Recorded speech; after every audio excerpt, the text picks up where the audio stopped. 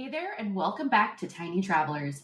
Today's episode is for every parent who's ever dreamed of a stress-free trip to Disneyland with the kids, but ended up feeling more like a fairy godmother needed to rescue them.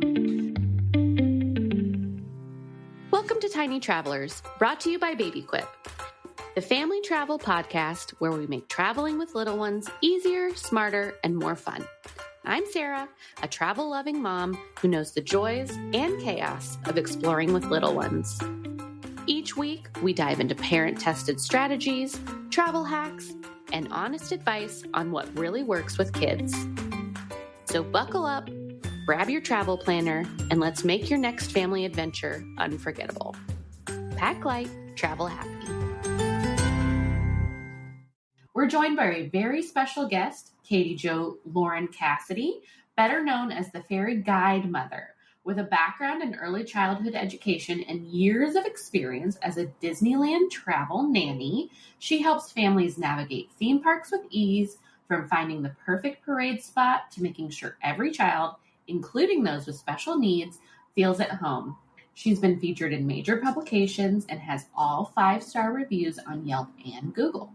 Today, she's sharing her tips, stories, and the real magic behind her work. Katie Jo, welcome to the podcast. Hi, thank you for having me. I'm so excited. And honestly, when I heard fairy guide mother, nanny at Disneyland, I was like, what? That is a brilliant idea. Thank you. So first of all, how did you get started doing that? Well, I have always loved Disneyland, and I would kind of do it for my friends and family when they would come visit. But it wasn't until I went with a family that I was nannying for. They had a 2 and a 4-year-old. And I remember very vividly at the end of Main Street, Mickey and Minnie were waiting in line together. Usually they're in a separate line. And so it's very rare to get a photo together. And so I scooped up the 4-year-old and I scooped up the 2-year-old, and I'm running down Main Street and I just yelled at the mom, "I'll meet you there." And I run up and we're like one of the last people in line, and we get the cute photo, and the mom, came moseying up after, she didn't care. And she was like, this is what every parent needs, is somebody who knows that getting a picture with Mickey and Minnie together is rare, who cares about getting a picture for their kids and knowing where the bathrooms are. And she's like, this should be your job. And I just kind of brushed it off and was like, you're silly. That's not a real job. And then I kind of, so that planted the seed. And then I was like, well, could it be a real job? I don't know. And so then I was mulling it over, and then the name came to me, the fairy guide mother, like I guide you around the park. And I was like, that's really cute. Somebody's taken that name for sure. And I looked it up. There was no fairyguidemother.com. There was no fairy guide mother on Instagram. And I was like, oh, okay, I'm going to do it.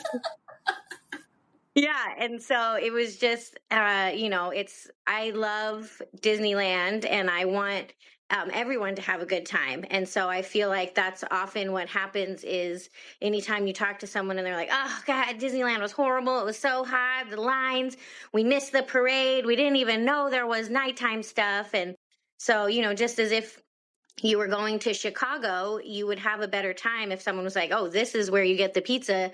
Don't take that train. Make sure you do this. It's the same thing. It's like having a local who knows all the things and helps alleviate some of the stress. Moms put a lot of stress on themselves, and Disneyland is so mind-bogglingly wonderful, but also intimidating. And of course, you can do all the research online, but there is almost too much information. And so I feel like it's easy to short circuit and be like, no. And so to just kind of hand that off to somebody and say, you decide where we're going. You tell me where Mickey lives. You tell me where the churros are. And to just actually have a vacation where you're not so stressed. And the app is not very user friendly. And so I feel like if you just go to Disneyland, the Disneyland app is, I would like them to do a revamp of it, because it's not intuitive, it's not user friendly. And so if you just go there and you're trying to do it, it's hard to navigate the park. You're looking at it for your maps, you're looking at it for the wait time, you're looking at it to book the lightning lane. And so to have somebody else that just does that, so you can look up and look at the decorations and see your kid and all the other things that are happening outside of your phone. Things change so quickly and stuff moves. You're not going to be able to keep up with it unless you are a passionate Disney Yeah. person, you know? Yeah. And so that's something that I find so interesting is even the people who are at the Disneyland parks all the time are like, oh yeah, well there's this like hidden thing that nobody knows about. And, you know, so you have to have kind of like an expert guide with you. It's so genius. Yes. And everything changes per season, right? So even if you came during Halloween time, now things are completely different, and things that you thought were, you know, going to be the same. And, oh, the parade was at 3 during this time. Well, nope. Now the parade's at night. Now, and you know, it's hard to keep up. Even as a Disney person, I'm like, wait, what's happening now? Yes, exactly.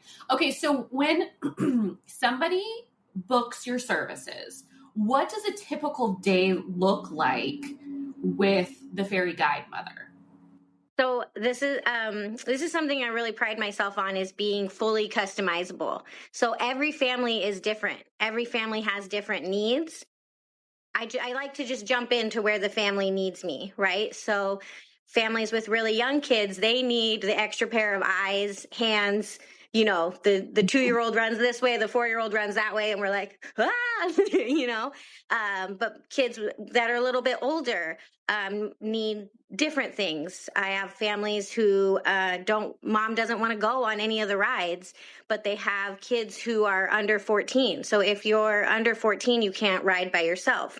So if you have a 6 and an 8-year-old and only one parent riding the rides, one kid either can't go or has to take turns, and you have to do the parent swap, and it takes forever because you're riding each ride twice.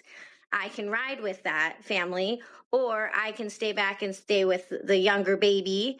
I like to wear the babies if they're napping in the stroller. Sometimes that means the whole family has to wait for the baby to nap, and I'm like, no, I'll push the stroller. I'll wait here with the stroller. You guys go, you know, and I like to plan kind of around the nap time. And I'll say, oh, you know, usually what time does the baby sleep? And I'll help them.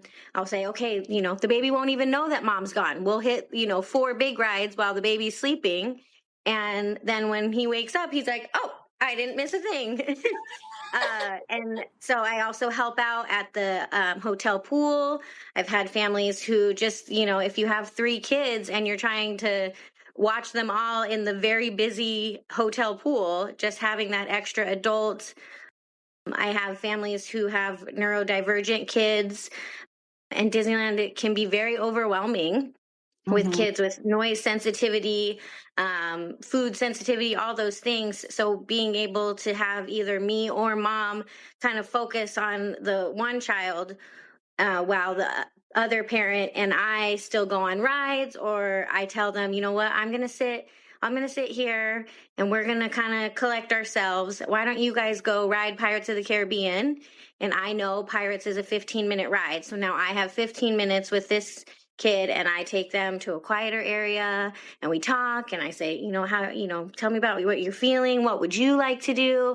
And then the family doesn't have to come to a screeching halt. The other siblings aren't like, oh, my brother ruined the trip because he can't handle loud noises or whatever. That it's like, oh, no, you guys still go.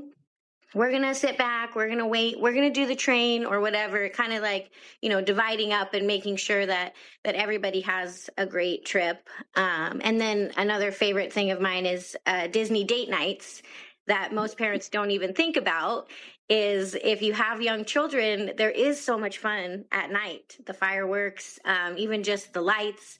And if you have a little one, you kind of miss out on that. And so I also offer coming to the hotel and babysitting there so that mom and dad can go grab a drink at Lamplight Lounge or watch the fireworks or ride all the rides that they want to ride without having to, you know, decide what the kids want. They're asleep, they're happy, they're having a good time. And, having a Disney date night is so fun. And I think a lot of parents don't even consider it, that they could have something like that on a trip, on a vacation. That is such a sweet idea and so good. Oh my gosh. Okay. You're a genius. Okay. You have a background in early childhood education. Mm-hmm. How do you feel like that has helped you with Fairy Guide Mother? So I got my degree from Cabrillo College in Santa Cruz, and I absolutely loved the program up there. It's actually one of the best in the country. And it helps because you learn about the child development from 0 to about 7. So many things are solidified in our brains. That's when our brain is growing the most. That's when we learn all sorts of, empathy. That's when we learn even our views on money is kind of solidified in our brain from 0 to 7. And so if you remember that and know that about, that young age, even when I'm dealing with a 10 or 12-year-old who's a little bit sassy or, pushing boundaries, I remember what I learned about the developmental years and how that affects us throughout our whole life. The program was so good that they taught us different ways to react to kids, different ways to, assess the situation, acknowledge their feelings. I feel like our generation has done a really good job of, the gentle parenting and letting kids have the big feelings. Kids are seen and heard now, and it's okay.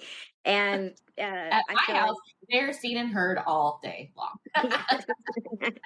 Yes, and that's good. And also having the background reminds me how beautiful the mind is and how kids are always absorbing and learning. And another thing I remind parents is that they're putting all this pressure on themselves about the Disneyland trip. And when you ask their kid, what was your favorite part of Disneyland? They're going to say the hotel pool. They're going to say the popcorn. They're going to say something so little that you put all this pressure on yourself and you wanted it to be so perfect. And if your kid found a sticker on the ground, that's what they're going to remember. And so to kind of remind myself and the other parents that their little minds aren't focusing on the same thing that we are. Their little minds are absorbing it all in, and they're going to remember how your vibe was. They're going to remember, mommy hated Disneyland, so Disneyland must have been terrible. Mommy was pulling out her hair and threw her phone. And, so having the ability to remember that they are just little tiny humans, and sometimes we expect a little too much out of them, but it's so beautiful to watch their little brains work at Disneyland, the absorbing it all in. And because there's nothing else in the world like it. So you can't really prepare your kid for it. They can watch all the YouTube videos. They can, go to other theme parks, but Disney is just magical. That's true. Has your approach with families changed over the years as you've gained more experience? Maybe, do you do things a little bit differently, or do you do things exactly the same? I think each family is different. I think I've changed a little bit in the fact that Disney has changed. So I used to run from ride to ride, getting fast passes. The way that Disney used to do it was you'd take your ticket and put it into a machine at the beginning of the ride. Yep. So when I first started, I remember, putting them in line at, Buzz Lightyear, and then I'd take their tickets and I'd run over to Space Mountain and put their tickets in and then come running back again. So the advancement in technology has helped with that a little bit. But my approach has probably stayed pretty consistent.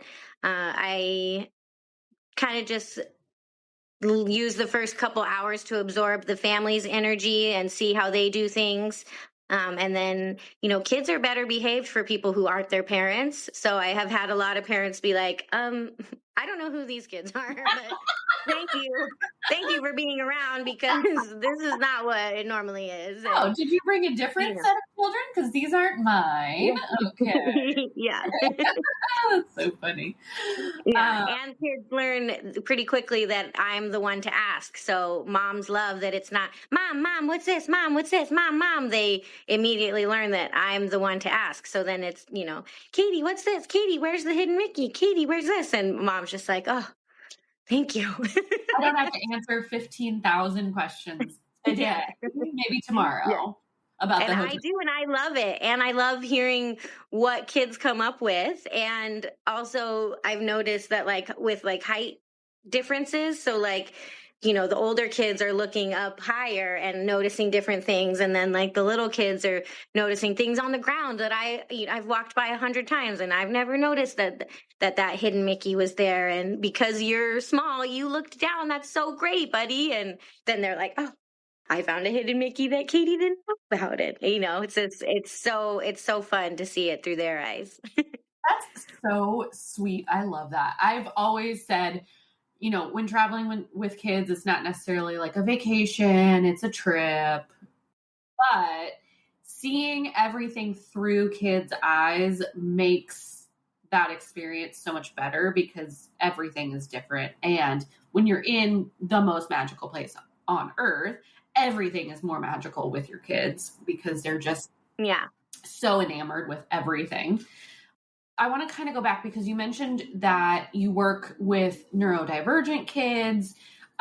Maybe you help families with kids with ADHD or autism. So what are some of your go-to strategies when you're working with kids in Disneyland specifically so that you can help them and their families have a magical experience?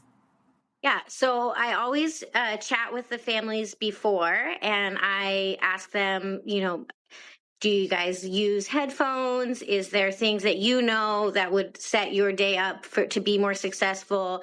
Having a change of clothes, having clothes that are comfortable, and then some of my go-to, I have like a little bubble wand, like one of those little tiny ones, because without knowing it, it's helping them take deep breaths. Because if you ask somebody who's having a moment and you say, take some deep breaths, they're like, absolutely not. But hey, can you blow some bubbles? So it's like some deep bubble breaths. I also have little games, like a little tic-tac-toe game that's like on a keychain, just kind of redirecting and acknowledging the feelings and saying, oh my gosh, it seems like you're having some really big feelings. Do you want to just sit down for a minute? Do you want to find a bench in the shade? There's also a couple little areas in Disneyland and California Adventure where you can kind of escape the hustle and bustle and the noise. The baby center is always great. And then even just recently in Toontown with the remodel, there's a little cove kind of tucked in behind the roller coaster, with grass and benches and shade. And I just kind of, assess where we are and figure out where the closest thing is. Sometimes just a shaded bench is nice, and taking some deep breaths, the bubbles, distraction, kind of like a Where's Waldo game. I'll say things like, oh, can you find somebody wearing a red shirt? Can you find somebody that's matching with their kids? Like, oh, look, can you find a little girl dressed like Elsa? And kind of redirecting. And then, if the feelings are still really big, what can we do? How can we help? Moms, of course, are always the best equipped. The spectrum is so wide. So even if I'm like, oh, I got it, I know exactly what to do. That worked with this kid. It doesn't work with this kid. So of course the parents are always the expert, and I look to them and kind of follow their lead and help and just kind of, support mom as well. I might, pat her on the back after a big meltdown and say, that was really amazing. You did great, Mom. I didn't know what to do and you handled it. And, just a simple acknowledgement kind of boosts Mom back up, and you see her stand a little taller and she's like, oh, okay. Sometimes you just need somebody to acknowledge that you've done your job and you did it well. So that's so nice for them to have you on hand. I love it. So obviously this is a travel podcast and we talk a lot about travel planning and everything that has to do with traveling with kids. And a lot of parents, moms, the default parent, whoever it is, typically feel very overwhelmed planning a vacation. So what is one piece of advice that you would give a parent who's maybe feeling overwhelmed about going to Disney or traveling with their kids or something like that? What's one piece of advice that you would have since you've traveled with a number of families? My favorite thing to say is kids don't know what they don't know. So although there is a lot of stuff on YouTube, most of the time kids aren't doing as much research as mom is. So I had a mom that was worried about her kids. They didn't get park hopper. And she was like, oh, I'm worried that they're going to be disappointed that they can't go to California Adventure, blah, blah, blah. And I said, tell them Disneyland's open on Tuesday and California Adventureland is open on Wednesday. And she was like, what? And I was like, yeah. Who? If they ask me, I'll say, how are they going to know? Absolutely correct. That is right. Your mom knows everything. Are they going to be calling Disneyland? I don't think so. Yeah. And so to remember that you're giving them this amazing, wonderful experience and they are going to take what they get, right? It's going to be great. If your 4-year-old falls asleep every night at 8 p.m. and misses the fireworks, they don't know. They slept right through it. They don't care. Take some pictures on your phone. I'm sure it'll be fine.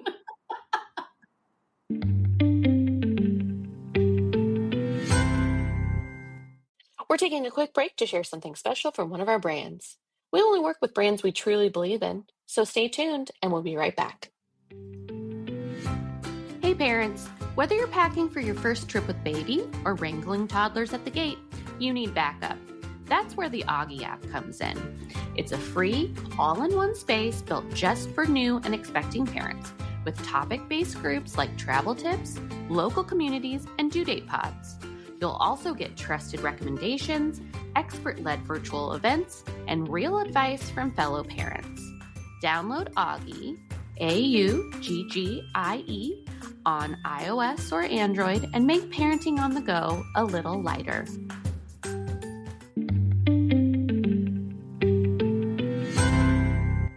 Right, exactly.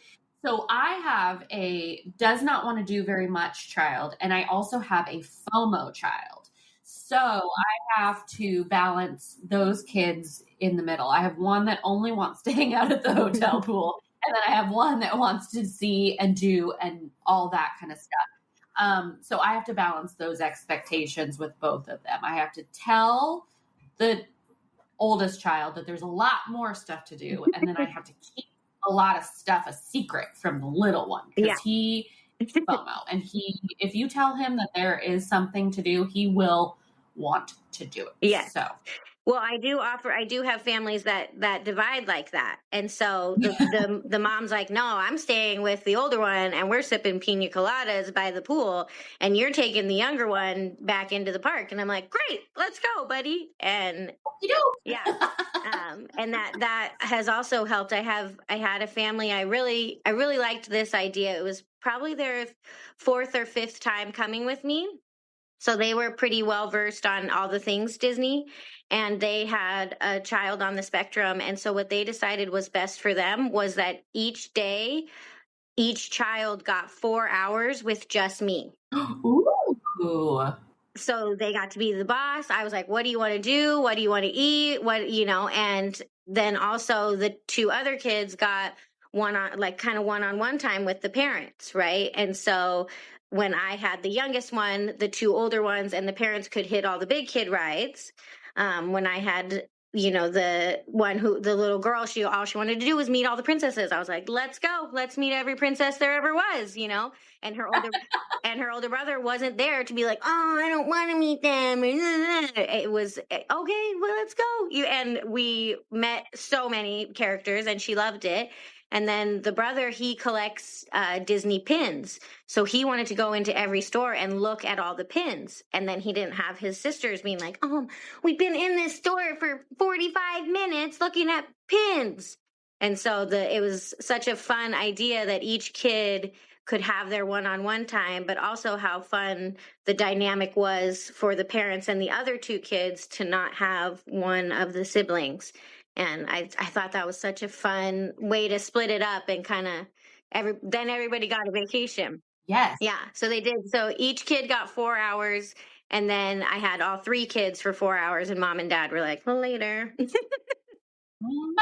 Yeah. Bye, Katie Jo. Good luck. Yeah. That is a really good idea.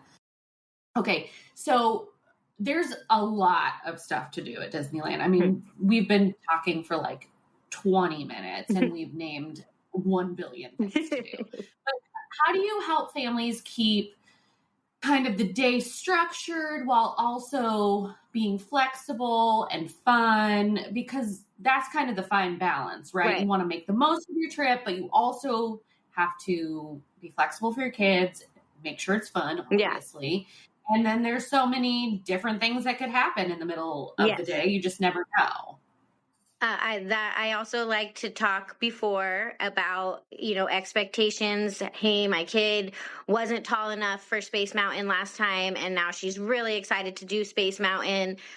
Or all of our kids are tall enough. We want to only do all the big kid rides. We want to skip Fantasyland completely or whatever.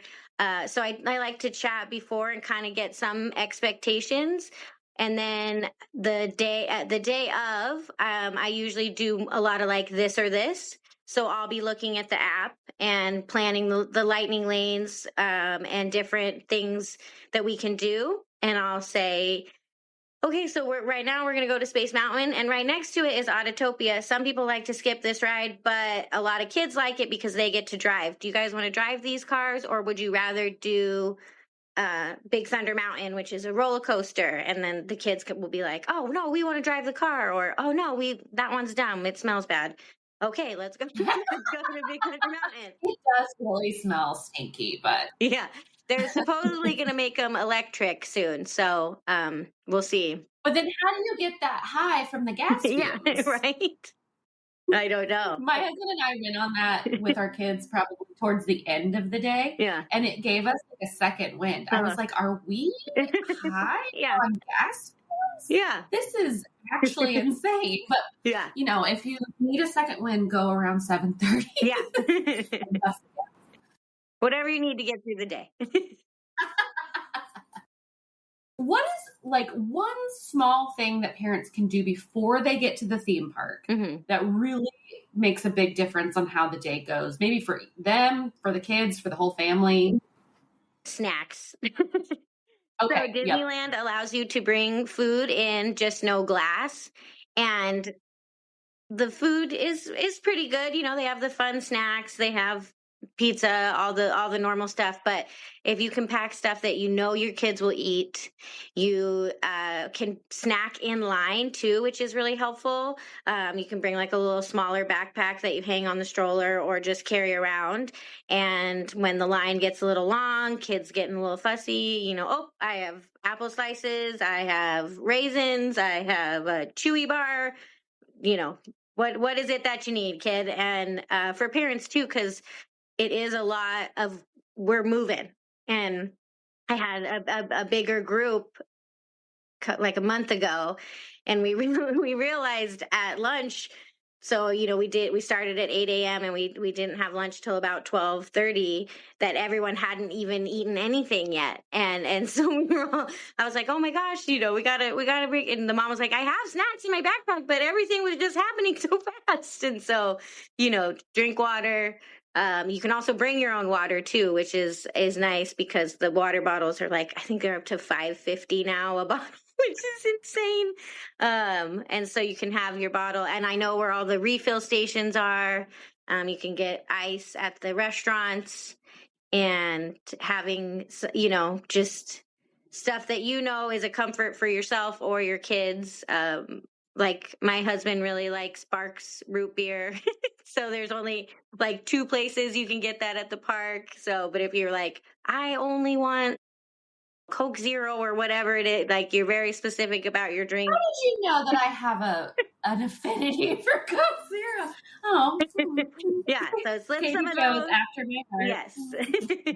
I think there is somewhere to get them at the park, but for the most part, it's like the classic ones. And so I'm like, if you have one that you're very, that I need this drink, I'm like, throw it in your bag. And, same with your kids. If there's a specific cup they like to drink out of, they only live on goldfish and vibes, make sure you pack the goldfish. That's like my oldest. He's like a Ritz cracker and water kind of guy. I'm like, why are you on the prison diet all the time? Yeah. Do you have a favorite snack at Disneyland? Like, is there one thing every time you go, you're like, I have to have the churro, I have to have the corn dog, Yeah. or I try not to have it every time because I would be so 1,000 pounds. But it's next to the Matterhorn. It's called Eldouise Snacks, and it is a pretzel bun that is stuffed with garlic and cheese, like the garlic butter and cheese. And it does the whole like pull away when you're like the like from the commercials when you pull it apart and the cheese is like.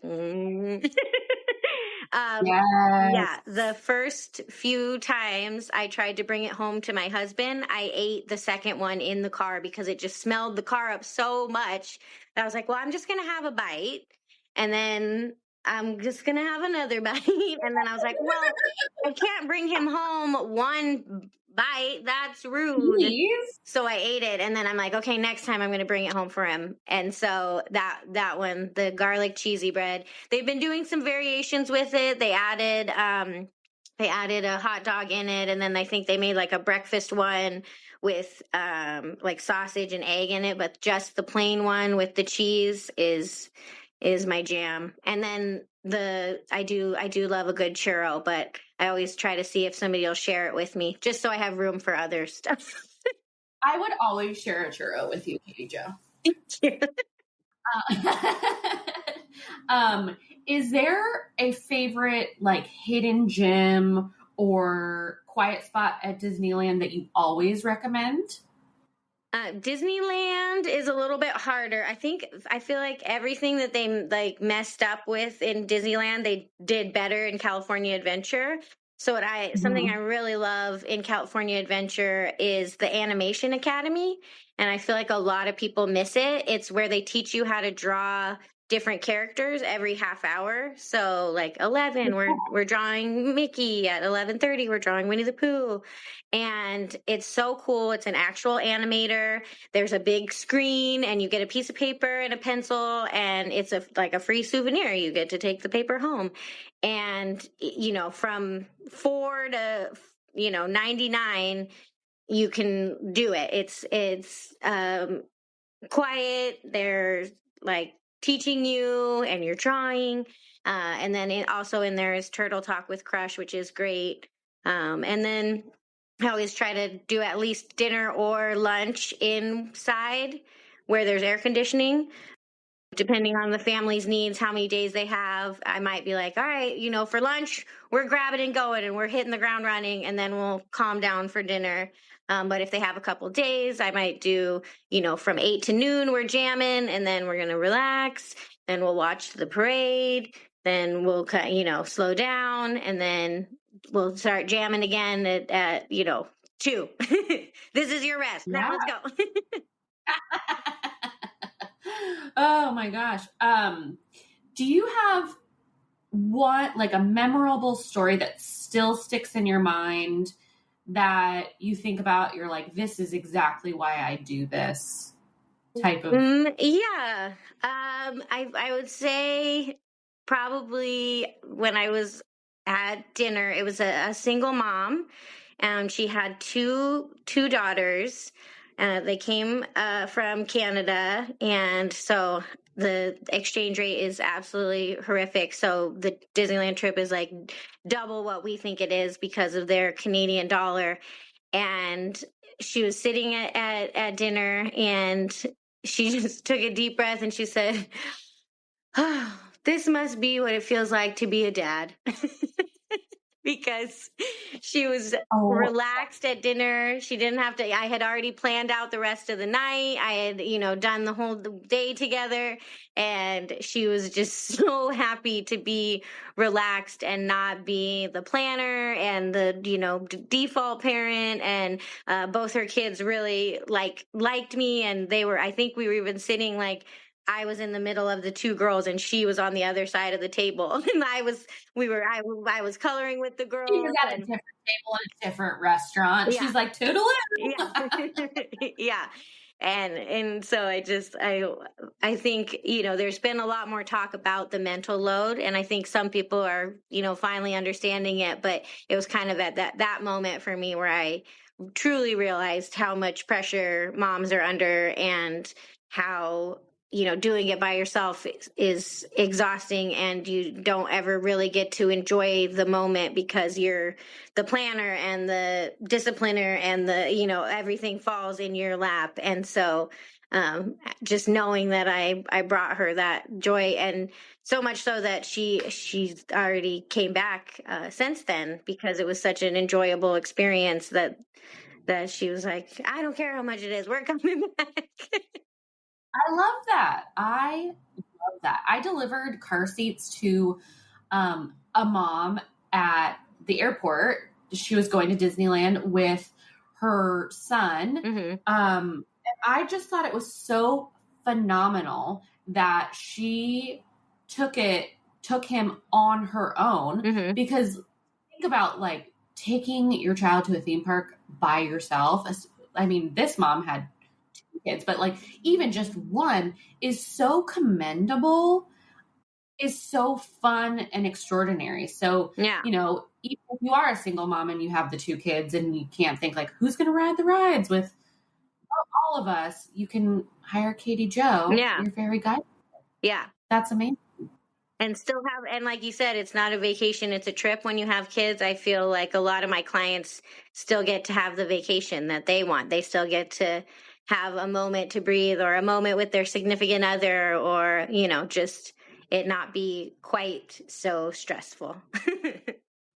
So if there's a mom who's thinking, okay, I need a little bit of extra help, but I'm feeling guilty. Mm-hmm. What would you say to a mom who's maybe I would like to do that, but that feels too much, or why, I could do it on my own, mm-hmm. or mom guilt's getting to them, or whatever the case. What would you say? Yes. Oh, mom guilt. It's so terrible. Is there ever dad guilt? Is that even a word? I don't know. I'll ask my husband when he gets back from his conference. Yeah. So I would say, of course you can. Of course you're able to do all this. But why, when you can have the support that you deserve? And having the extra pair of hands and eyes doesn't mean that you're not watching your kids. It means that you get to be present. I feel like moms, their whole vibe changes when there's somebody there to support them. And when you're meeting a character, I always grab the phone and take pictures for them, because every single time a kid is meeting a character, they look at the character and then they turn around to look at their parents. And how beautiful it is to have that moment where it's eye contact, as opposed to mom peeking around from the camera. But I'm still there to capture the moment. You still get to have it to look back on, but you're there, you're in it, you're holding your kid who maybe is a little bit scared of how big Mickey is. And so you are supporting your kid, and I'm still taking pictures, but you're in the moment. You get to look up, you get to not worry about where we're headed next. And you can just be in this moment with your kids. So of course you can do it yourself, but when there is support there for you, having it makes a world of difference. It's not like you're going to be hands off. You're more than hands on. Yeah. But you're just less stressed, less planning. Yes. And less your patience is greater, right? So if they're mom all day, then by the end of the day, you're like, I'm done with you kids. But if they've been asking me 10,000 questions all day, you're like, I love my children. Where have you I love questions. Bring them on. I have so many answers. Yes. And so I do find that I have had when moms call to book me, they immediately get it and are like, yep, I got it. And when I've had dads call, they're like, oh, okay. Well, that kind of sounds like what my wife does. And I'm like, yeah, but if she didn't have to, I bet she would be nicer to you on the vacation. I bet if you surprised her with somebody to help her, you might get a surprise. Oh, Disneyland after dark. Yeah. Well, happy wife, I'll tell you what. And talk about a Disneyland date night. Yeah. I mean, you never know. Yeah. Okay. All right. We've got Katie Jo's vibe now. Okay, before we wrap up, what's one piece of advice that you would give to parents traveling to theme parks to just make it more joyful and less stressful? I would say lower your expectations. I would say that, Instagram is beautiful and great, but everyone's taking their best moments. So even though you see this family that went to Disneyland and they did all these things, their kid definitely had a meltdown. Their kid definitely laid in the middle of Main Street and cried about a bubble wand, a missing shoe, whatever the case is. I was just going to say somebody lost a shoe. Yeah. There was a shoe missing at some point. Yes. It might have been the mom's. Yes. I see them on top of the trash can all the time. And I'm like, ooh. All the time. I hope you found that. Yeah. And to just remember that the kids are going to go off. They're not going to remember specific things about Disneyland. They're going to remember how you were. They're going to remember mom yelled at me in Toontown. Mom stormed off and we missed the parade. Mom didn't seem happy. Yeah. Mom and dad were having fun. Mom and dad were fighting. Those are the things. So if you can try as hard as it is to lower your expectations, try not to do everything, and just be in the moment, and that's what your kids are going to remember. They're going to remember when we went to California, Mom went on the slide, she went on the slide at the hotel pool with me, and then she lost her eyelash, and then we had to search the pool, whatever else. They're going to remember moments like that. They're not going to remember their specific those things. pina colada drinks and lost an eyelash. Yeah. And so to just try and remember to be in the moment, and that everything's going to be okay. And kids are wild. They sure are. Oh my, they really are. Katie Jo, thank you so much for joining us today and sharing your wisdom and your heart. It's clear that what you do goes way beyond strollers and snacks. It's about making memories that last a lifetime. To all the parents listening, if this episode gave you a little inspiration or made you wish for your own fairy guide mother, send it to a friend who's planning a family trip. And remember, when you need a break from lugging strollers, car seats, and travel gear, Baby Quip can help you rent what you need when you arrive, so you can pack light and travel happy. Use code TINYTRAVELERS to save $20 off a $100 Baby Quip rental. Check the show notes for details and follow Katie Jo at Fairy Guide Mother and fairyguidemother.com. Until next time, wishing you smooth travels and magical memories. Thanks for tuning in to another episode of Tiny Travelers. I hope today's episode gave you the inspiration and practical tips to make your next family adventure easier, stress-free, and more fun.